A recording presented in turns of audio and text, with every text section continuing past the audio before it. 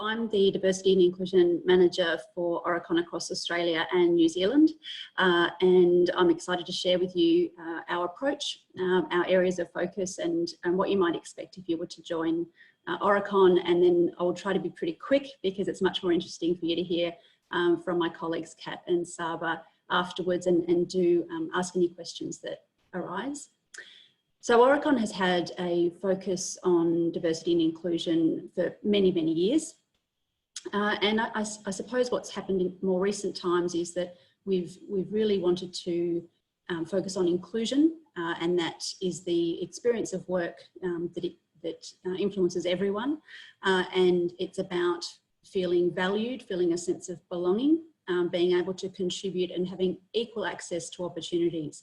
So that's how we define inclusion. And I think you could add to that ensuring there's a sense of psychological safety. So we want to ensure that everyone, from our grads to our middle managers to our senior leaders, feel confident to share their view without fear of negative consequences of any kind. So this is an evolution. I think if you think back perhaps to your parents or your parents' parents' experience at work, it was very much about just do what the senior people say and don't speak up. Well, that's the opposite of what we're trying to create and nurture at Aurecon. And that's from a professional perspective, you know, talking about your views on particular projects, but it's also about behaviours and language, and ensuring that we can call out behaviours and language that we hear that are not supportive of that inclusive environment. And then diversity for us, it's all about difference, and it's all about the difference that each person brings.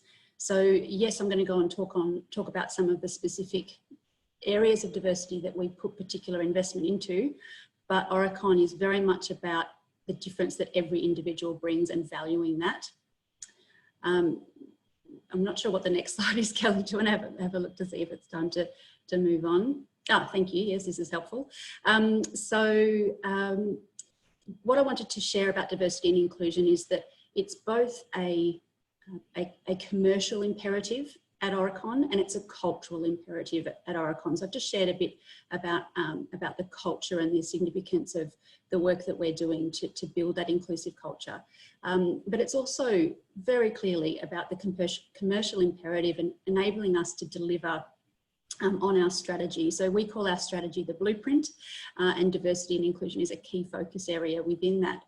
And many of you may have read research. There's a lot out there that talks about diversity within teams, and then creating an inclusive culture within that team, leading to much greater innovation, to pivoting. If you were in the previous session, we were talking about how Aurecon has pivoted and changed in response to COVID, and having diversity and inclusion supports us to do that. It also mitigates on risk and really supports that delivery of our strategy very commercially. It's not just a nice to do, although it is a nice to do, and the human rights imperative, it's absolutely there, but it's got that dual purpose around commerciality. So many of you, if you've had a look on our website, will see that we have attributes as a key focus and principles. So our attributes, if you could just go back, Kelly, this is a really lovely way of explaining how we feel about diversity at Aurecon.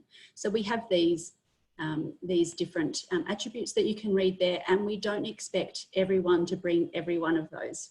We know that most people will have a particular strength in one of those areas, and we know if we build teams that bring different people with these different attributes together, we will have a high performing team. Moving on to the principles.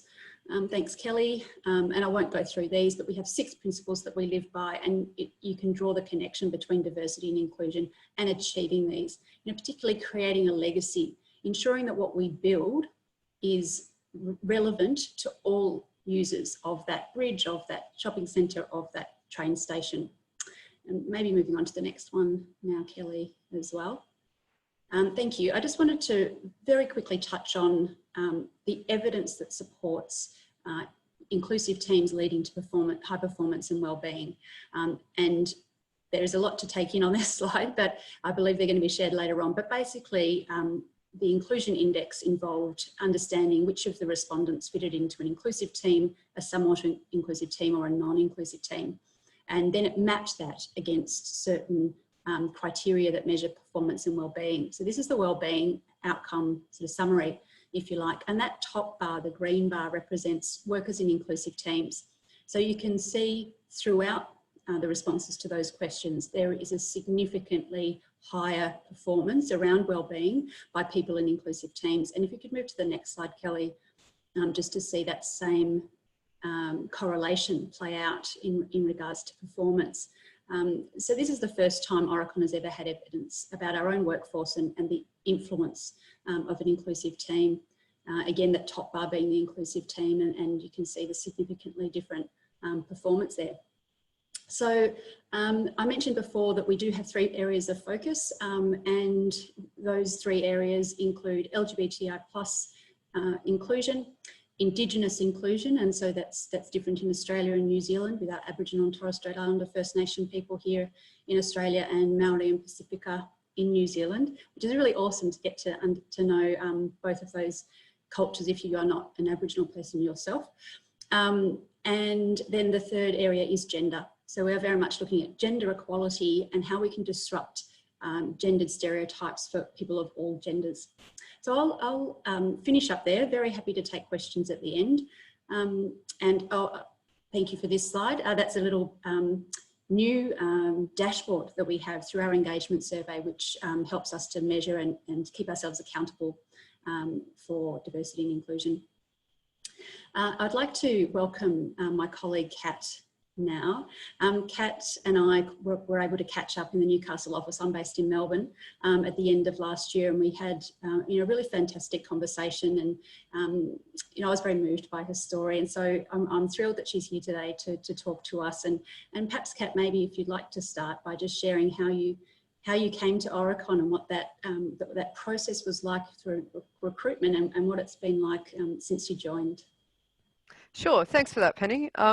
This month marks 1 year that I've been with Aurecon, which is super exciting. I'm a geotechnical engineer based in Newcastle, and I guess my story starts just shy of a decade ago, when in a previous workplace I was bullied by a senior engineer.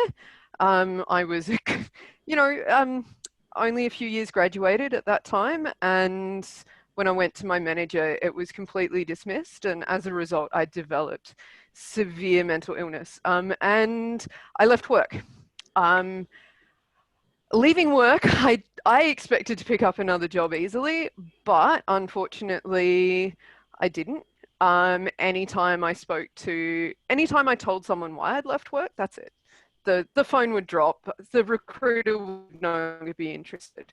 So almost 7 years passed, and I'm just checking my emails one day, and I've got this LinkedIn email from Aurecon. And it was completely out of the blue. Like, I'd neglected that LinkedIn profile for like 4 years. I'd completely given up on coming back to engineering. I'd even enrolled in online uni to retrain in something completely different.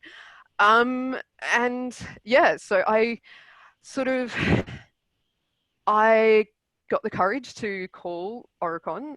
The recruiter was Ollie, and Ollie, I just didn't believe that he would be interested once I told him.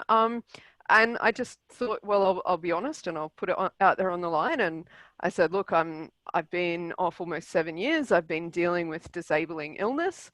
And he just responded with, oh, so would you be looking at full-time or part-time work? I'm like, whoa. And then I'm like, actually, I found out that I'm autistic. Okay, no worries. Okay, but I really expected that when I told him the third thing, that would be it. He would just politely wrap up. And the third thing was that I'd been bullied. And as a result, I did not have a referee from my previous job. I had no one that could vouch for me to say, Kat's a decent engineer. Because of the situation I'd come from. And he was so respectful and understanding, and so gentle with his questioning. And still he's like, oh, so could you send through an updated resume to me? And then the next thing I know, he's organizing an interview, and I'm like, whoa, well, yeah. it was a very emotional time. And then I looked on Aurecon's website and, did my research and discovered they have a policy called Yes Flex. And Yes Flex is a policy that allows everyone, no matter why, you don't have to have some huge reason. You are allowed to work flexibly, whatever it is, whether it's going to the gym or, renovating your house. And in my case, that meant that when I asked for flexibility to manage my illness, it's there. And it wasn't, I think the thing that that really hit me the hardest is that this was not a special accommodation for the disabled person. It was policy. And for me, that's inclusion, that, yeah, I can use it to manage my disability. Someone else will use it to manage their parenting. Or whatever your reasons are, and it just gives me that sense of, hey, I'm human, and it's okay. And I genuinely could not be more happy, more excited, and I'm not going anywhere. And not only have we got Kat on board as an awesome engineer, we have got her on board as a disability advocate, and sharing her personal experiences and raising awareness in many different ways, and being prepared to for us to reach out to her and for support and advice to make our organisation more accessible. So thank you, Kat, so much for sharing your story. I'd now like to invite Saba to share a little bit about her journey to Aurecon and the experience so far. Welcome, Saba.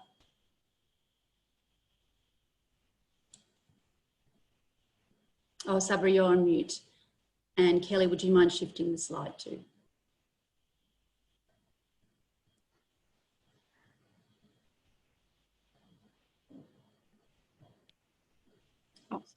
Oh, well done. Hi, sorry. All good. Good morning, everyone. Thank you, Kat. Thank you, Penny. Once again, I would like to say much love and power to you, Kat. That was an amazing story. My story starts when I came to Australia 8 years ago. Got married, came to Australia, decided to start a family. Later on, when I wanted to get back to work, after 2 to 3 years of gap, it seemed I could not, because I didn't really think about it as I don't have Australian experience, or is my degree recognized in Australia or not, and stuff like that. So I got hit with those questions, you don't have any solid Australian experience per se. And before coming to Australia, I had only 2 to 3 years of part-time experience. So, and obviously being graduated overseas, the standards here were different. At some point I did, after a bit of a struggle, I did consider changing my career, but, with my husband's support and with everyone, somehow I just kept continuing, they were like, just keep trying, you'll get through. We moved places. We were in Alice Springs first, we went to Darwin, then we came to Perth a little over a year ago. And when I came to Perth, I met a few amazing people in HR, and they kept motivating me to, although by this time my career gap had risen to about 8.5 years, I had almost lost hope when, like Kat said, out of the blue, I got a call from Aurecon saying, I remember you applied for this position a couple of months ago. Are you still interested? Like, I sure am. I just have to think back and figure out what application was that, because in hindsight, although I was applying for the jobs, I had almost lost hope that it's gonna be something.